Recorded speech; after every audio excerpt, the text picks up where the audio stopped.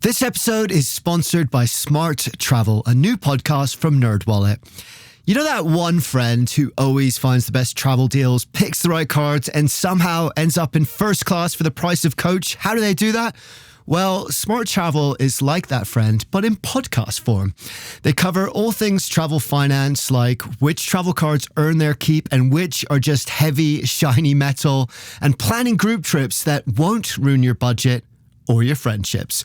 So travel smarter and spend less. That's the key with help from NerdWallet. Follow Smart Travel wherever you get your podcasts.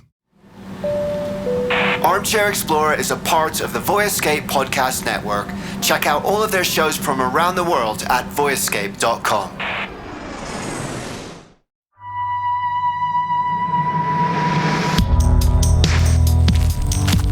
Welcome to Armchair Explorer on location. Travel and adventure stories recorded in the field in the most immersive way possible, designed to give you a glimpse of what it feels like to be there for real.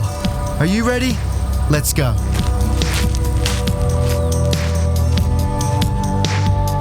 Hey guys, I hope you're feeling summery. Spring is in the air here in Colorado. I'm feeling summery. I'm dreaming about the ocean. I love living in the mountains, but I grew up next to the ocean, and that is also where my heart is. And that is also exactly where we're going today. So I'm going to share 2 episodes from our Florida Keys Traveler series. We actually did 30 episodes about the Keys on this series. Each one's only about 10 minutes long. It's a single scene like kayaking or meeting someone amazing or making key lime pie, whatever. And the first episode I'm going to share today is one of my favorites from the whole series. It's about dolphins. It's fascinating. They are amazing animals, and if you're curious about them, you're going to really love this episode. Among other things, we're going to find out about dolphinalities and how dolphins saved one man's life. And then after that, we got another short for you. We're going to hear about the richest shipwreck discovery ever. It's a proper Indiana Jones meets Pirates of the Caribbean tale. It's got all my swashbuckling dreams come true in it, and I think you're really going to love that tale as well. So if these episodes do whet your appetite for more, check out that full series by searching up Florida Keys Traveler on your favorite podcast player, or just click the link in the show notes. And while you're at it, why not follow me on social at Armchair Explorer Podcast? I'm on Instagram and Facebook. Tell me what you think of this episode. Tell me where you're dreaming of going next, what are your favorite ocean adventures, and drop me a message if you have any questions about planning your next big trip. I love talking about travel and adventure, you might guess, so we're going to get on well. Thank you also to the folks at Florida Keys and Key West Travel for helping to bring this series to life. We work with destinations to help with the production costs for our on-location episodes. They're not cheap, but we choose the stories ourselves, and I think you're really going to love these two. So with that in mind, let's get going with the show. First off, we're off to the Dolphin Research Center on Grassy Key. Our presenter, Elizabeth Harryman Lasley, and producer, Jason Patton, are with one of the co-founders of the center, Mandy Rodriguez. They're standing on a wooden platform by the side of a lagoon where 2 dolphins are swimming. Their names are Pax and Talon. There are 2 brothers. They are a direct descendant of Flipper. Yeah, I mean, I have never seen a dolphin just come up and want to be with you, but that's kind of the point, isn't it? We are in their space. Because a lot of, I think in the old days maybe, dolphin shows were performances and it was for the 2-legged people. But here, we're in their home, right? You hit right smack on the nail why Dolphin Research Center is Dolphin Research Center. What we do here is exactly what you said. Is these dolphins that live here with us are part of our lives. They're our family. They're our partners. We set out to have dolphins being looked at as not a circus star, but a really deep thinking, feeling, you know what? Dolphins don't kill other dolphins because they're a different color or different religion. Guess who does? So much smarter than us. So we ought to take a lot from their world and how they live their world in harmony with each other. You actually say on the website that the dolphins participate with the humans only if they choose to. Correct. What do you mean by that? How do Well, they first do of all, let's take food. Food is given to them regardless of what they do. Their performance or their showing up does not mean anything. You're going to get your food regardless. Now, when we say they choose to interact, is we have a series of symbols. Every dolphin has their own different shape. Pretty much like when we go to a dinner party, you go around and you look at your plate. Oh, there's my name. And I bet you always look to your side, who's sitting next to me. Sometimes you go, oh, I don't want to do this. Sometimes it's wonderful. The same thing with them. They see a symbol, we put it in the water, and they come around and see, oh, I belong here. Oh, I may not want to sit next to that, you know what. But again, the food is always going to be there. There's no food deprivation to make them do anything. In fact, you can't make a dolphin do what they don't want. 600 pounds of 9 feet of muscle, you can't. So Teresa was the grand dame. Look, he just did it. One of them just did a backflip. They're going to show off it. What do you mean? It's not about them? A lot of people think that all dolphins can jump. Guess what? No, not all dolphins can jump. Some are big jumpers, some are not. Some are thinkers, some are not. Some like to pay attention to our silly human things, some not really. So there are different dolphinalities. We have our own, they have their own. And they're as different as you and I. And you learn all about that here at the Dolphin Research Center. And you may hear some announcements in the background because it's actually open to the public.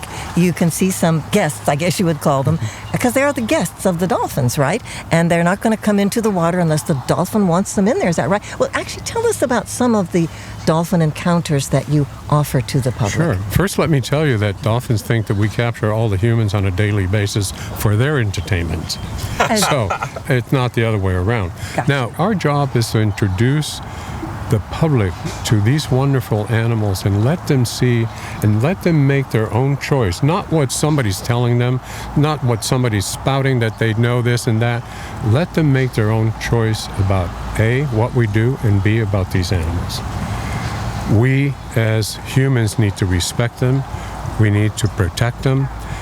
They're a window into our lives.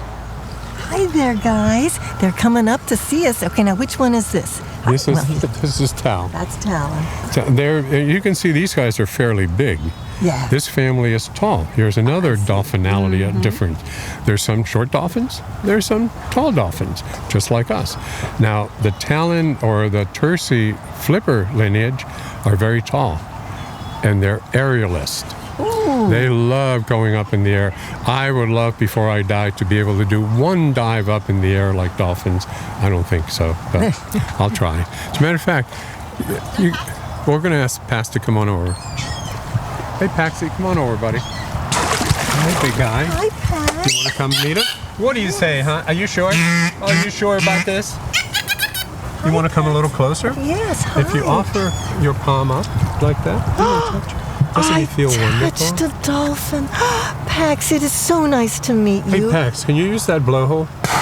There you go. Thank you for letting me into your world.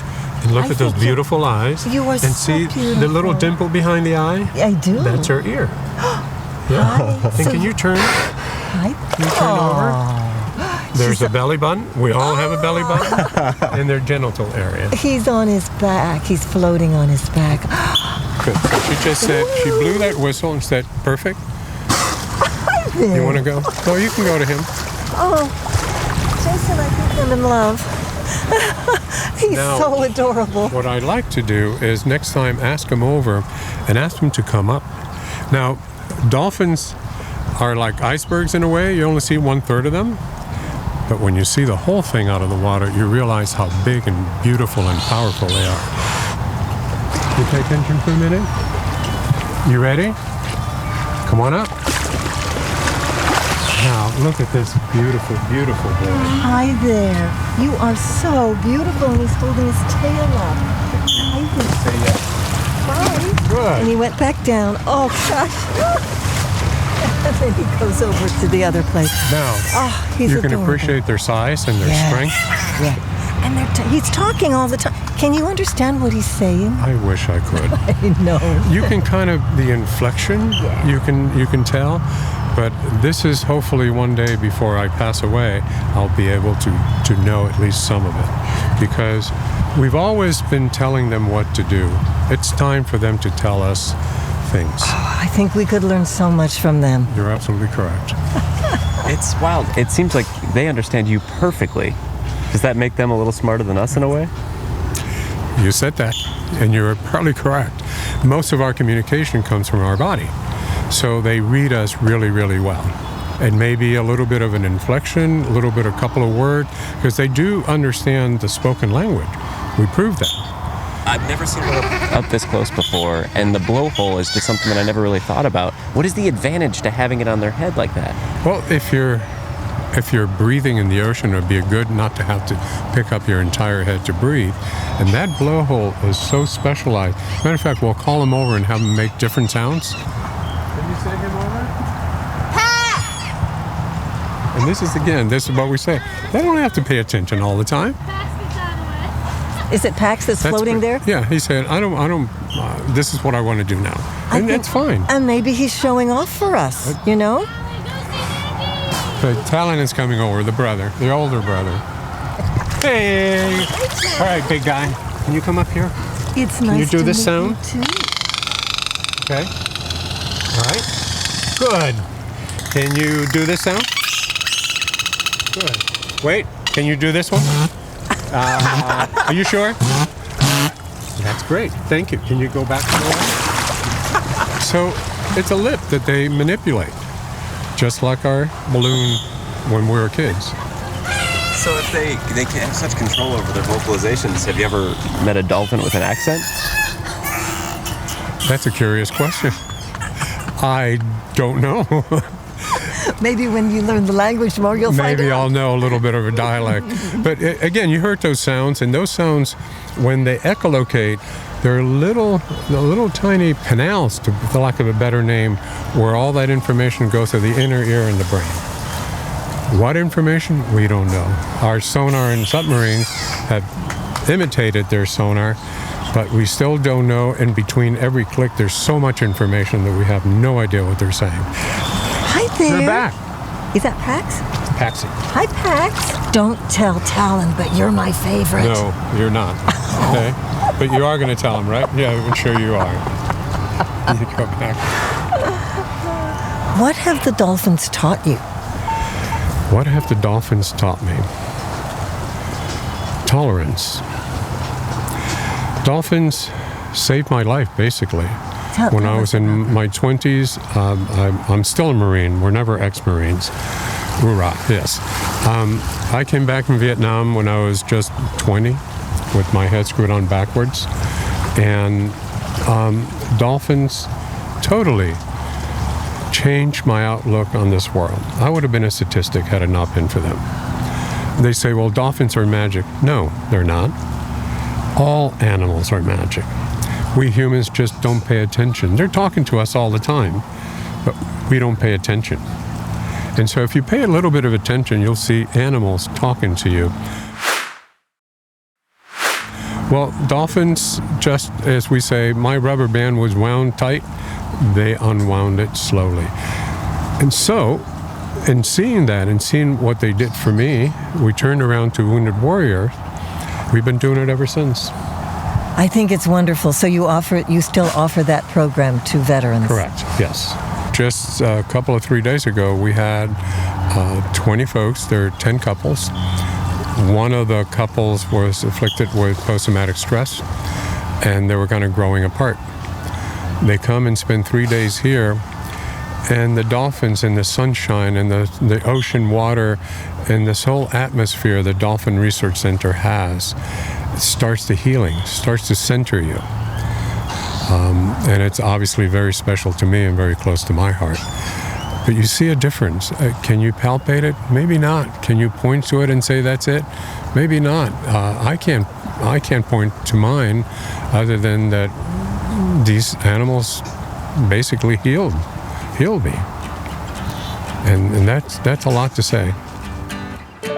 As we talk at the edge of the lagoon, Pax decides to show off.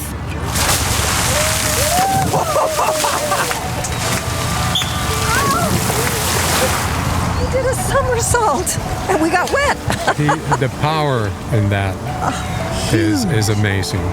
But again, it's not a circus act. He's doing it because he wants They to. need exercise, yeah. Yeah, and he enjoys it. Do they ever splash humans for fun? Absolutely. I mean, this is their playground. This is. This is their house. This is their house. This is their house. They have more going on in that gray melon, beautiful melon of theirs, than humans, a lot of humans know. And this is what we need to bring the word, is we need to respect these animals, revere these animals. They're amazing, and we should actually take a lesson from them. Oh, I think just coming here, you take a lesson from them, just being here. Thank you so much. My pleasure. Thank you so much. Thank you for joining us. You've been such a nice companion. Will you? Bye, Pax. He's waving goodbye. Fascinating, right? I love that. I love the idea of dolphins working with veterans with PTSD to help with that healing process.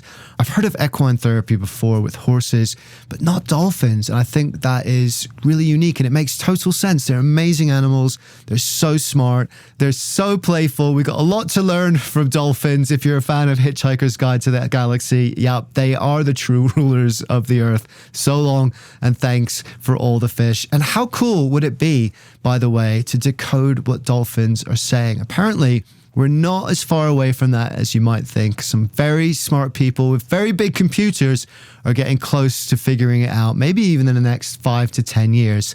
And if you could ask a dolphin one question, what would you ask them? Drop me a line on social media and let me know at armchair-explorer podcast. I'm going to have a good think about that too and put my answer out. I'm not sure. So many cool questions you could ask. But anyway, we got our next episode coming up and it's all about treasure hunting. This is a really, really cool story. So let me set the scene. Way back in the 1600s, the Spanish actually controlled much of the Florida Keys region, and many of the galleons laden with silver would pass by. Unfortunately for them, there's a big reef just about 6 miles south of Key West that was incredibly hazardous to pass by, and dozens of ships, sometimes entire fleets, were wrecked here when storms blew them off course and into the reef. Most of those shipwrecks have never been found, but their legends have drawn treasure hunters to the Keys for decades. When I was 9, he let me finally go diving. And my first dive, I found a piece of 8 silver coin. And I've been hooked ever since. Kim Fisher is the son of legendary treasure hunter Mel Fisher. We were working the 1715 fleet.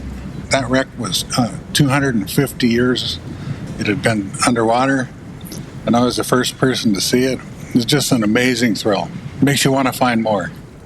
Then, in 1985, Mel Fisher discovered what the Guinness Book of World Records says is the most valuable shipwreck treasure ever recovered, worth $400 million. Well, after several years of working the 1715 fleet, he was reading a book called Potter's Treasure Diver's Guide. And he saw the Atocha mentioned in there, and it had 4 stars next to it, which meant it had a lot of treasure on board. So he decided to go looking for it. Nuestra Señora de Atocha was a Spanish galleon that sank in 1622. Figured, we'll go down there in the Keys and find it in 6 months, and then we'll be out of there. And never thought it would take almost 17 years. What kept him going for almost 17 years? Well, he's an eternal optimist, He just never gave up. No matter what happened, he would always just keep going. He had a lot of negative stuff, the government coming after him, and I lost a brother, and just lots of stuff. But he just kept going, He was just, every morning he would tell us today's the day, and we would just go out and try to find it. So that was his mantra, right? Today's the day. Absolutely. So do you remember the day that he actually found the mother lode of the Atocha? It was an incredible thrill. Let me go back to the day before. I was 12 when we started looking for it, and I was 29 then. So I'd been looking for it most of my life. And I was towing a side scan sonar, which uses sound waves to see what's on the bottom of the ocean. And I would mark the targets, and then my brother Kane was following in a dive boat and checking the targets. And he called me on the radio and told me I should probably pull up the side scan and come tie up alongside his boat, because the target I had marked had barrel hoops sticking up out of the mud. So I went over there and tied up, and I remember I free dove down. This was the 19th, the day before, and they had just finished digging the first hole. There was barrel hoops and silver coins, like maybe 1,500 silver coins, and copper ingots. And so we worked that, and then we moved the boat and dug another hole, and we found a little bit less. And then we moved it again and found a little bit less. And then it started getting dark, and Kane and I talked it over, and we knew we were really close. And the next morning, he moved the boat the other way and dug a hole, and there it was. This huge pile of silver bars, like 80 feet long, just all laying on top of each other, and lobsters living in the cracks between them, and chests of silver coins, and you could see gold. There was some gold jewelry that was visible. It was just amazing. And what was your dad's reaction? He, at first he said, well, we found it, and I knew we would. Today's the day, and let's make sure we do the archaeology. So you have to record every layer as you excavate it. Kane just took off the very top layer. We got out there the next day, and we hired a bunch of archaeologists to come out and measure and do all the archaeology and build grids and all that fun stuff. So did you guys go out and celebrate that night? Not really. We were too eager to get out there, Yeah. But the next day, I took Dad out there, and it was just crazy. We had silver bars, like the first 300 or so from the very top of the pile were stacked on the deck of the Dauntless, and it started getting kind of top heavy because there was so much weight. So we had to put the silver bars down in the hold. Because they're heavy, right? Oh yeah, they're 80 pounds each. Whoa. It was a lot of work, What we did was we borrowed some shopping carts from Winn-Dixie. So you can put like 4 80-pound silver bars in a shopping cart before it starts breaking apart. That's a little trivia for you. I'm making a note of that. Yeah. So you guys were suddenly celebrities, and actually your dad went on The Tonight Show with Johnny Carson. It was neat because Johnny had just gotten divorced again. And so Dad had done just nonstop interviews. And everybody always asks, how much was it worth, Mel? So I told him, I said, just tell him it was enough to make a few of your alimony payments. So Johnny asked the question, and Dad answered him with that, and Johnny almost fell out of his chair. Mel Fisher died in 1998, and today Kim Fisher is president of Mel Fisher's Treasures. And he still goes out there. The real thrill when I find it, it's not like, wow, I found some gold. It can be anything. We find it's history. That's what it is. For me, it's bringing the history to life. We find old pair of pliers, and I find out it's actually a specialized dental tool that looks pretty similar to the ones they use today, for pulling teeth. When you think of a shipwreck, you think of everything that would be there, and then you find something that is beyond your imagination. I found a gold poison cup. It's a gold cup about 4 inches tall and 4 inches wide, and it had dragons carved into the outside and dragons for handles. And in the bottom was a mount for a bezoar stone. And that was a gallstone from a goat or a llama. And if anything with poison was poured in that cup, the bezoar stone would change colors. So you know somebody was trying to poison you. And most of those ships have been explored pretty thoroughly. So if you're tempted to do a bit of treasure hunting on your own, Corey Malcolm has some advice. We're also now within the boundaries of the Florida Keys National Marine Sanctuary, and they have laws that protect all the shipwrecks. So if anybody finds anything underwater, don't grab it, don't bring it up, because a couple of things. A, it's illegal, but these things have been underwater for centuries, and they're no longer stable in the air. So if you bring something up from the seafloor that's been sitting there for 300 or 400 years, and you take it home, well, it's going to rot because it's now exposed to oxygen that it can't handle anymore, and it's going to just corrode before your eyes.